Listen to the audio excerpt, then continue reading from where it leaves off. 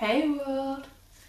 I am back home right now, which is also why there hasn't been a video last week. I'm really sorry about that, and which is also why this last part of the Christmas story is so late.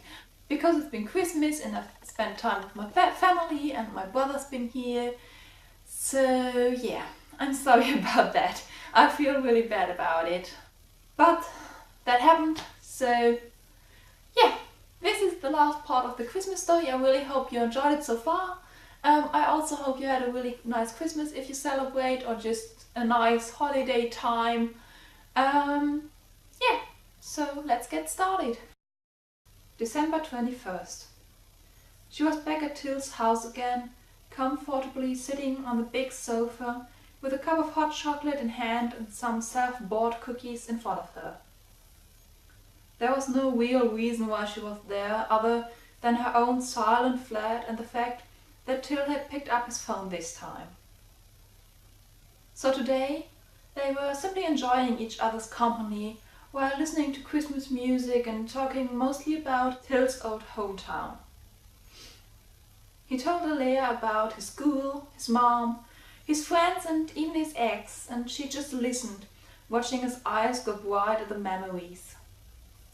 She was about to ask him if he wanted to go back, but that was when the bell rang.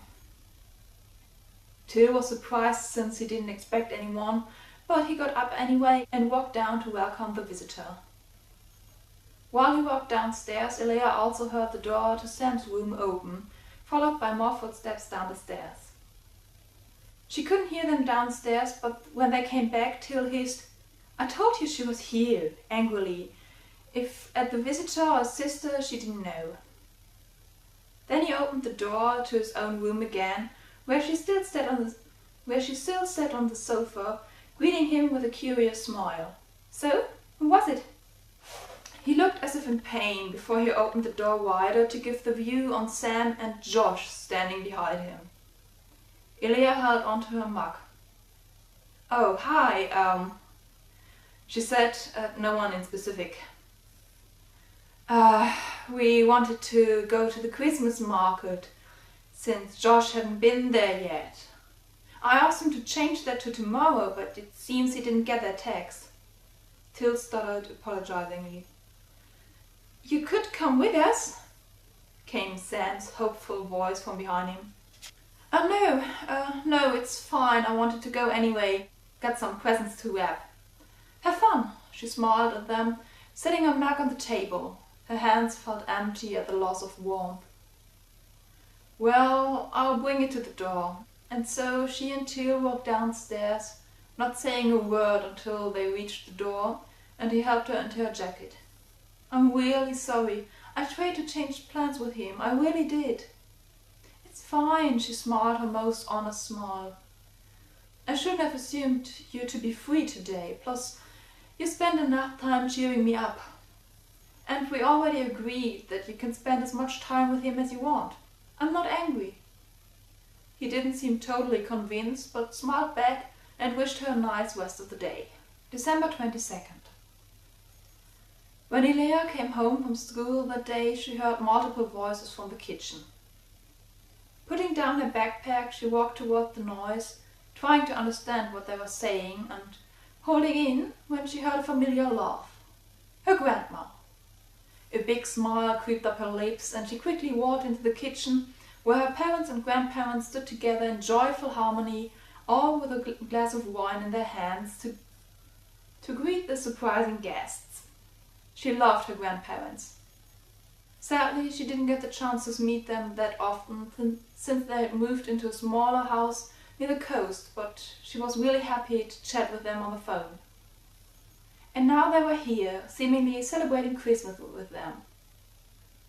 Her grandma had put down her glass to take her into her arms and greet her with a long hug, while her granddad laid a warm, big hand on her shoulder lovingly.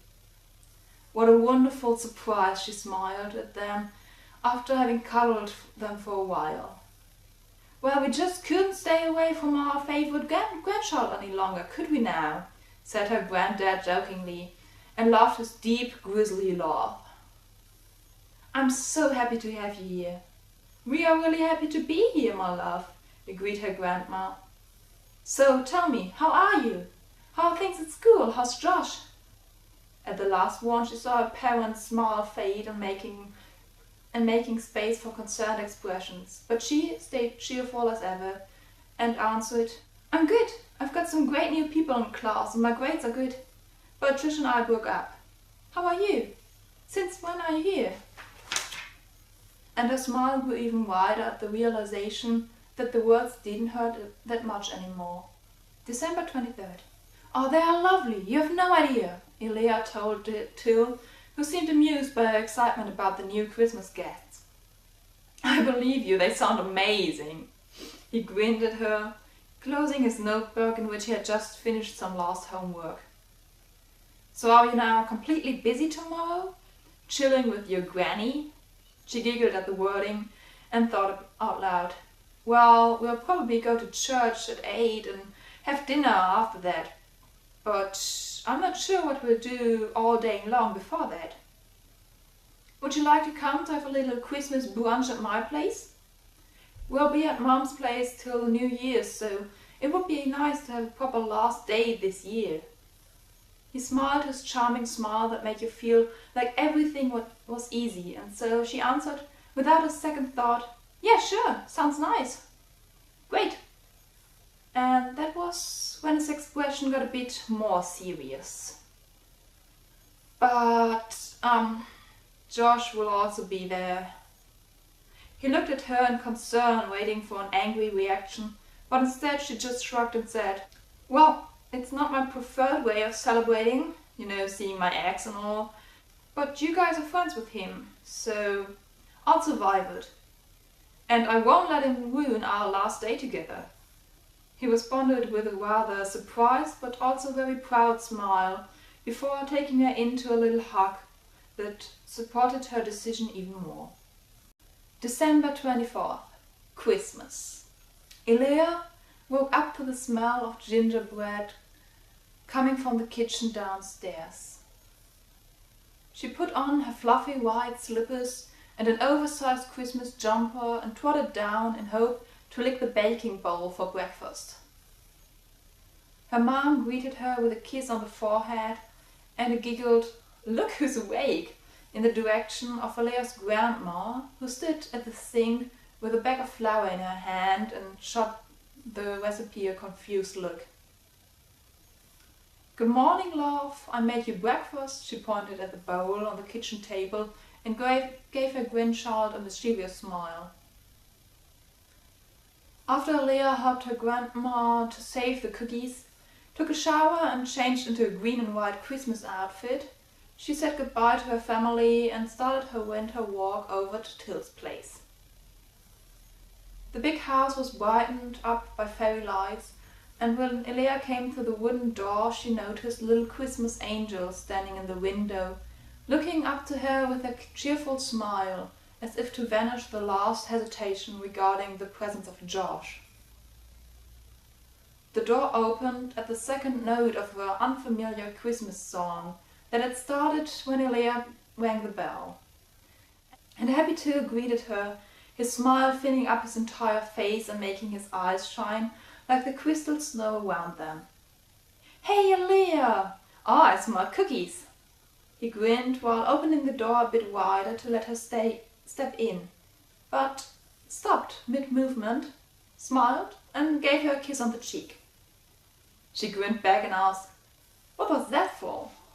In answer, he simply pointed above them where she saw mistletoe hanging from the ceiling. She laughed before following Till inside. "Sam and Josh are already upstairs. We've got some apple tea there. Is it okay, or do you want something else?" "Apple tea's good," she said, taking off her shoes and jacket while giving him the box with cookies. Then they went upstairs to Sam's room, which was laid out with a gigantic purple carpet on which Santa, Sam and Josh sat at a small white table with colorful cushions as their seats. It looked cozy, her bookshelves filled with vanilla candles and a small desk prepared for the little brunch with tea and sandwiches and cookies. Yes, it did look very cozy, so Ilya ignored the whispers in her head telling her not to sit down on the same table as Josh and made herself comfortable with the cushions and the fluffy carpet. "This looks amazing," she smiled at Sam on her left, and after a second of hesitation she also turned to her right to greet Josh. "These do too," said Till, while sitting down opposite of her and placing the now opened box of gingerbread cookies on the table, not without taking one out first. He grinned, bit off the tiny man's head, and let out a muffled sound of amazement at the apricot jam in its middle, her grandma's secret recipe. Josh grinned before taking one out as well. "Are your grandparents in town?" "Yeah, they're staying over Christmas." And after swallowing the bitterness in her throat, she added, "Granddad's quite sad you two won't continue Olympia this year." He gave her a sad smile. "Yeah, me too. Even though he probably would beat me again." And for a small moment the two of them laughed together at the old good memories they've made. Then Ilya noticed the siblings watching their conversation.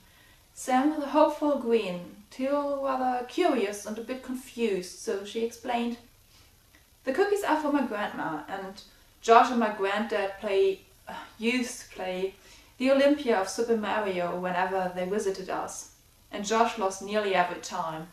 But only because I can practice at home, while your granddad does nothing but practice all year long. He probably doesn't leave the TV for more than an hour," came Josh's amused defense, and the other two grinned at the idea of him losing against an old man. After that break of the ice, the conversation flew easily. The siblings told them about the plans with their mother. They couldn't talk their dad into joining them.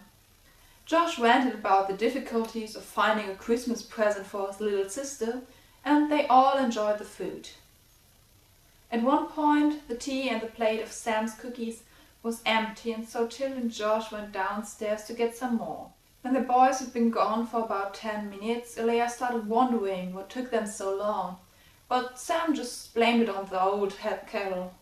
After 20 minutes, however, Ilya stood up to go see what they did, and Sam followed. "We can't let them eat all the cookies alone," was her giggle explanation. But Ilya shushed her, hearing angry voices from the kitchen. As they were walking down the stairs, the voices grew louder and clearer, until Ilya could make out some words. "I can't do this any longer. If you're not ready, then just no!" Josh's voice continued in a whisper. Ilya shot Sam a confused look, but the other girl didn't take her eyes off the kitchen, her expression one of concern and fear. Ilya wanted to ask her what was wrong, if she knew what was going on, but that was the moment Till's voice grew louder again. "Then tell her!" "I can't." "Why not? She'll understand." "You know, Ilya, you know she'll understand that—" She couldn't take it any longer. With one step she stood in the kitchen door. One more she was facing the boys, who looked at her in shock. "Understand what?" she asked, not sure whether to be angry or not. No one answered, but she heard Sam entering the kitchen as well. "What shall I understand?" Her calm voice seemed nearly aggressive in its forced patience. Till didn't answer, but looked at Josh, waiting for him to explain, and when his eyes were met, he gave him an encouraging smile, nodding his head slightly until Josh sighed. He locked eyes with Ilya. "The two girls, you know, the ones I met when we were still a couple." He still couldn't say the words out loud, but his expression kept Ilya from getting angry. He looked scared, helpless. "Well, they weren't actually girls." Silence. "Okay," was all she answered, since it was the only thing she could think of. "So?" She was confused. Very confused. I guess," he breathed in deeply, gazing over at Till before looking at her again. "I'm gay."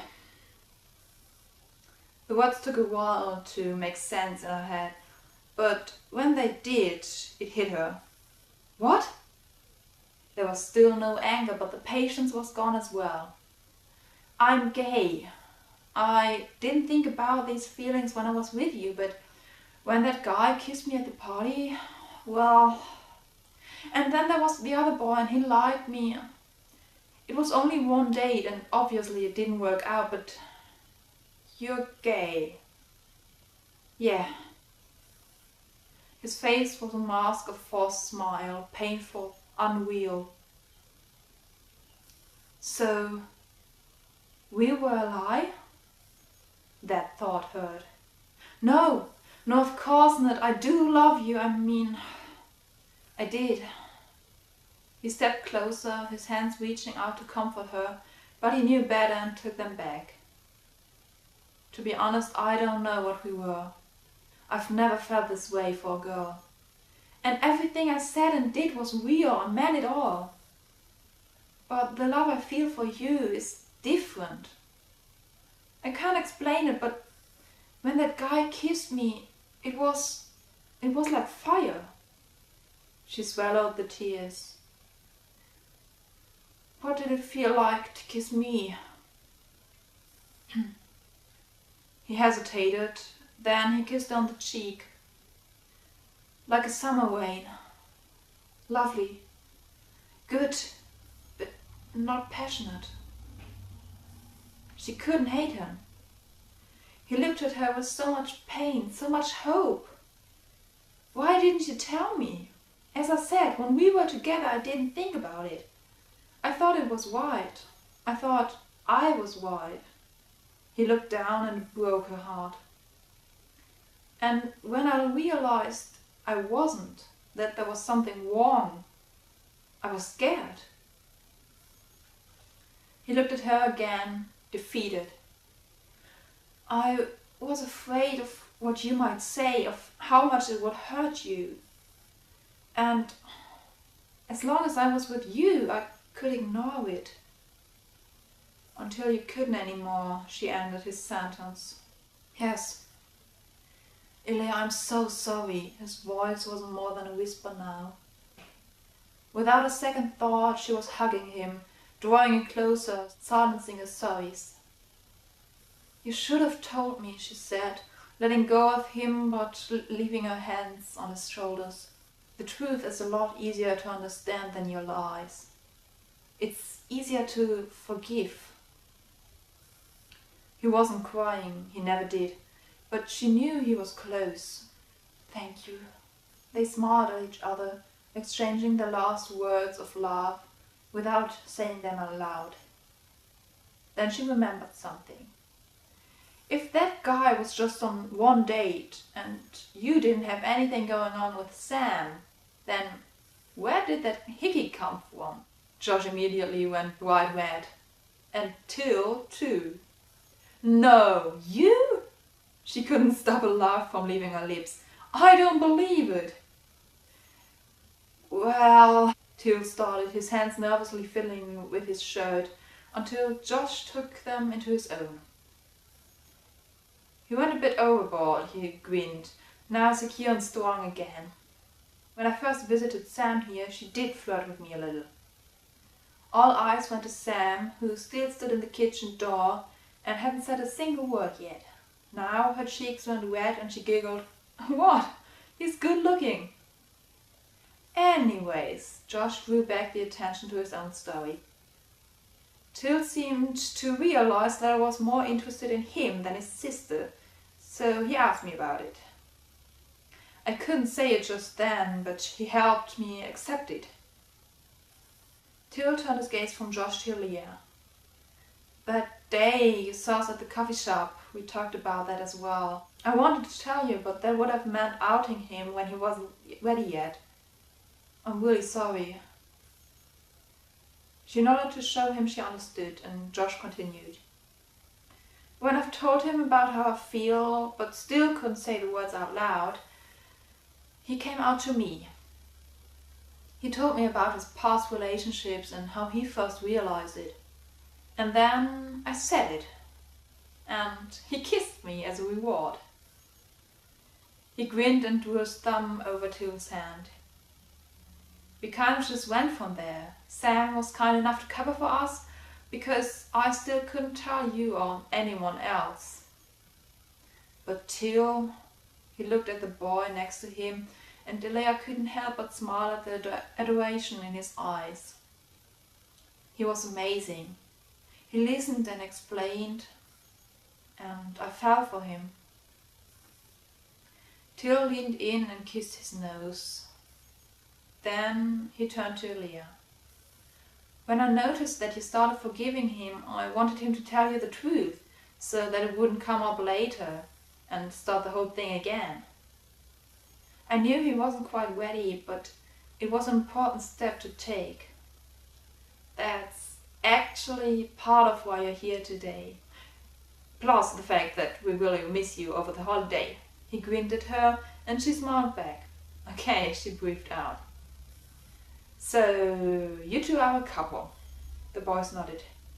And you didn't cheat on me, but realized your true feelings and were afraid to voice it.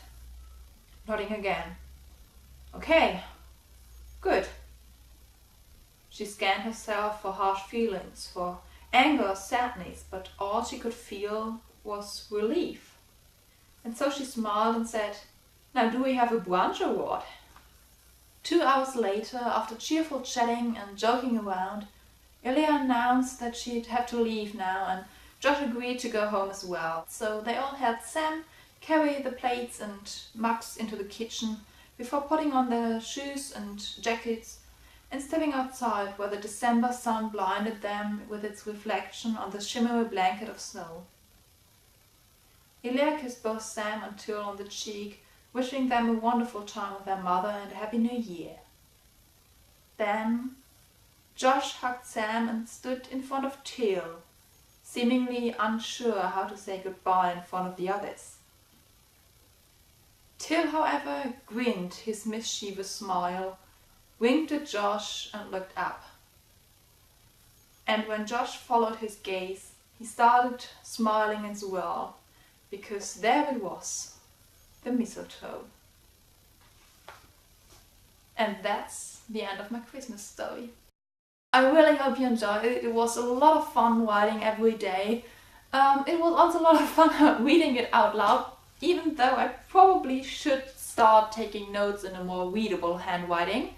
Yeah, as I said, I hope you all had a very great holiday and that you enjoy my Christmas story. Let me know what you think in the comments down below. As usual, the links to the first videos of the reading will be in the description down below, as well as my Wattpad link, where all the stories are written out. And I guess that's it. Now that I don't have anything to do on Sundays, because the Christmas story is over, I will continue making videos every Wednesday, so subscribe if you want to see me every week.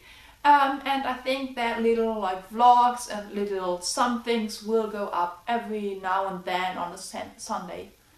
Other than that, I hope you always find a reason to smile for every day, and I will see you soon. Goodbye!